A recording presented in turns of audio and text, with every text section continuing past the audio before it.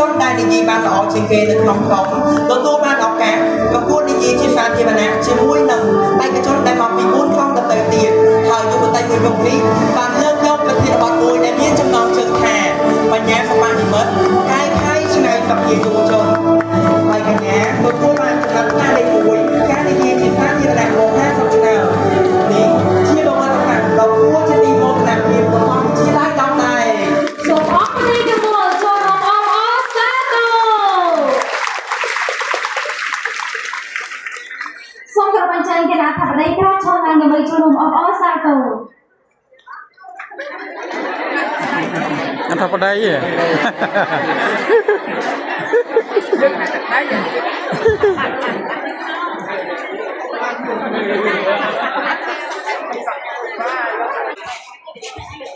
សូមអង្គពិធីទាំងមូលចូលរួមអបអរសាទរ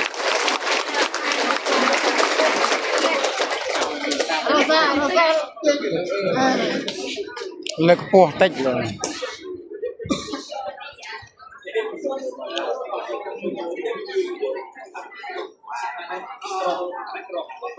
ំសូមអរគុណសូមសូមរំលឹកជាកិច្ចបន្តទៅនេះខ្ញុំសូមគោរពអញ្ជើញតំណាងគណៈគ្រប់គ្រងសាលាដោយកិត្តិយសទទួលពានពីបងប្អូន JLP សូមអនុញ្ញាតគណៈអធិបតីក្រោយឈរឡើងដើម្បីចូលរួមអបអរសាទរ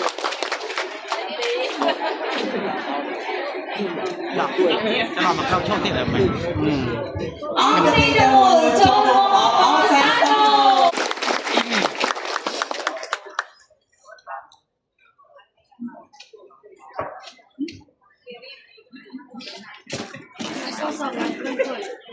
សូមអង្គពិធីទាំងមូលចូលរួមអបអរសាទរ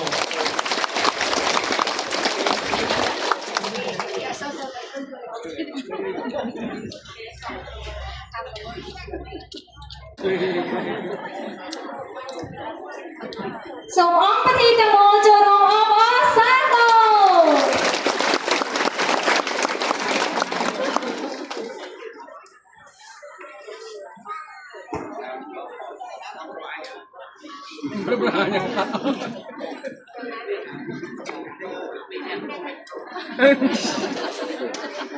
คุณมหาสภาสัมปทาน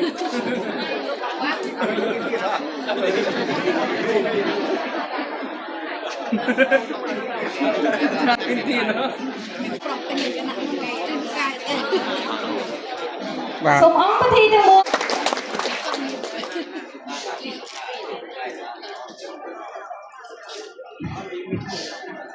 អង្គពិធីទាំងមូលជាទីគោរពជាកិត្តិយសឡើងមកលើវេទិកាដើម្បីទទួលរង្វាន់និងផ្ដិតយករូបភាពទុកជាអនុស្សាវរីយ៍អង្គពិធីទាំងមូលសូមចូលរួមអបអរសាទរ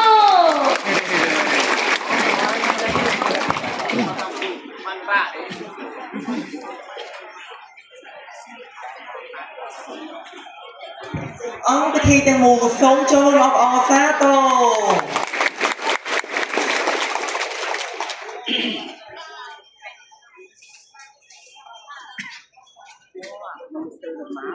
អត់ស្ទើរតែមកមែន